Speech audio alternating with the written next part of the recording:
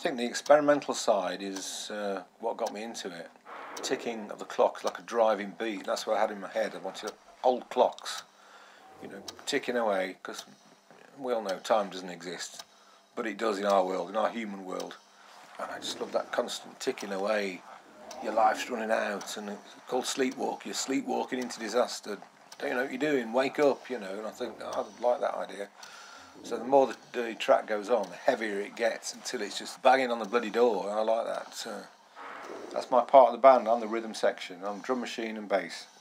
If it hurts in the headphones, to me, I think it's working.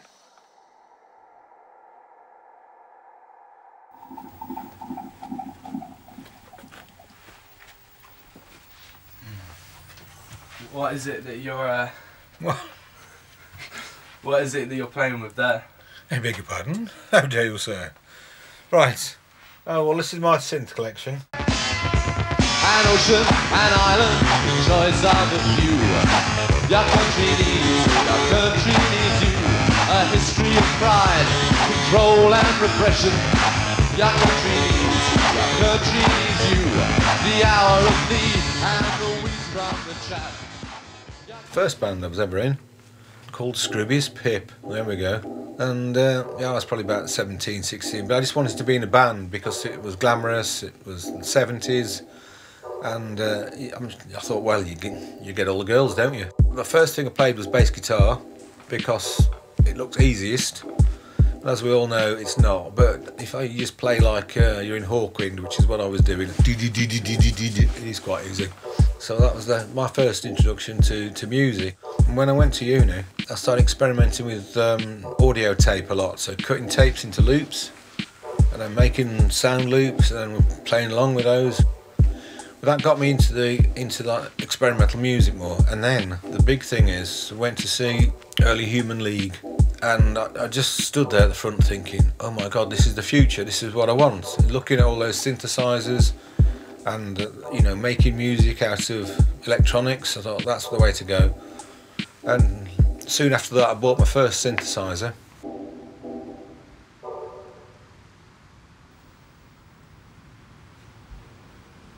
Yeah. Bear with.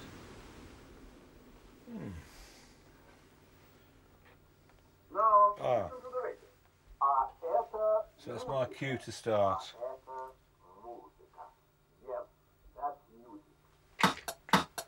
And the click track starts, and then the video runs along with the. It also plays. What am I doing? Oh, the drum machine's playing the bass. That's over here. Modulated on here.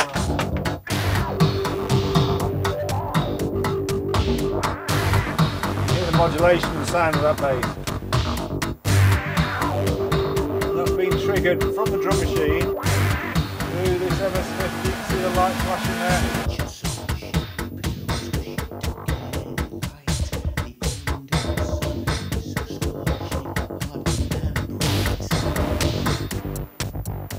My friend Jed, who's still in touch with, he built his own synthesizer, which was an amazing thing. And it was all like just learning how the synths worked, how you got sounds. You know, you start off with a waveform, you put a filter on it, you need voltage controlled amplifier, voltage controlled filter. How do you do that? How do you change that? How do you get that sound? Somebody said to us, you know, there's another guy in Lancaster with a synthesizer. And it's like, oh yeah. And that's how I got introduced to Martin, who is now in Leathershed with me still. And yeah, three of us, like an unlikely trio of chaps with three synths, and we formed a band called Basking Sharks. Shaking his head saying no, no, no, no. A place for everything in its place. See our world through my imperfect face. Well, the history of that is, in Lancaster, it's been like what they call, is it big fish in a little pool? We sort of, we were mini stars. It's nice to walk around and to be recognised as the band, you know. And we played a gig at the Lancaster Sugar House. I can't remember the year, probably 1981. And John Peel was doing the DJing. he watched the sets from the side. I could see him in the side of the wings. He watched it, the whole thing. And afterwards, he came off stage. And then backstage in the green room, I went up to John. I says, "Did you like it then, John?" Because I was like a cheeky chap. You are when you're in your early 20s. And he said, "Yeah, I like quite." I says, "Oh, what about a session then?" You know, straight out with it. And he says, "Oh, well, you know, ring up the producers or something tomorrow." So I did. And I rang up and I said, "I was talking to John last night and he said this." And in the end, we skanked a session at Maida Vale Studios, which was brilliant, you know, and we thought we were there, you know, made it. Listening back now, I think it sounds like quite naive, the stuff we were doing, but people did like it. Somebody said, "Oh, why don't you make a video?" And it's like, it's because it was all happening at the time. Early 80s was the birth of the pop video, you know, the likes of Duran Duran, Human League, and so I thought, yeah, let's do that. So you come up with mad ideas to make this video, and we got introduced to a friend who had access to a video recorder and basically storyboarded everything that was going to go on in the video. At the time, I happened to be working as theatre electrician at the local theatre, and so I managed to borrow a few things, including a couple of dodgy uniforms, which got us in trouble later on YouTube.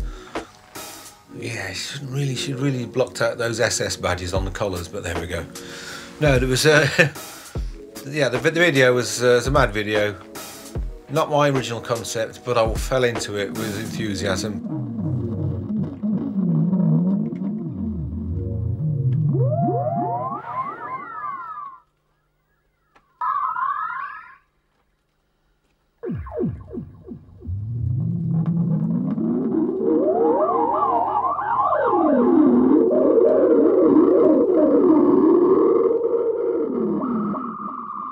What is Leathershed? We've got to cover that. Okay, well, what is Leathershed? Well, Leathershed produce original music, it's original songs. There's three of us in the band. There's Martin's main keyboard player, and he's got a big bank of keyboards, which I'm sure you've already seen. But he's a bit of a virtuoso on keys. He can do most things that's asked for. Then he's got a good range of synthesizers. And the other guy in the band, sorry, is Phil. He's a guitarist. And we just like playing music together. Because the important thing about Leathershed is it's all original material. We're writing our own stuff, and it's poignant. It's up to date. It's not soppy love songs. You know, it's political. Martin and Phil are both very political in their writings, and we're getting on a bit. You know, we've all hit 60 now, which is a bit of a milestone. And 4 years ago, I suffered a stroke, which was bloody annoying. It's basically a bleed in the brain, and that's through high blood pressure, just simply by trying to do too much. Having suffered a stroke, when I came back to do music, I couldn't even look at a computer and recognise what the mouse was doing. I was honestly, it's like awful. Half your brain's gone fried, and you can't understand things, you can't balance. And I got back in the saddle and persisted, and we did a rehearsal because it was all set up and it was all ready to go. And to me that was fantastic, and I think we did one Easter weekend, and I thought, thank you lads, that's done me a world of good. What are you trying to achieve with this? Are you trying to achieve anything?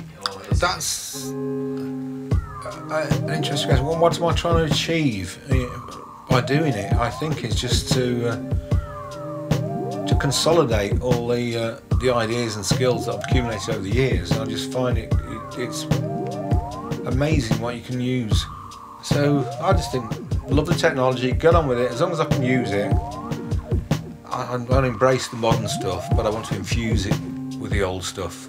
And I think that's what creates the Leathershed sound and the Leathershed look. You know, what's wrong with it? What's wrong with three old blokes making music and making the world listen? I think that's good.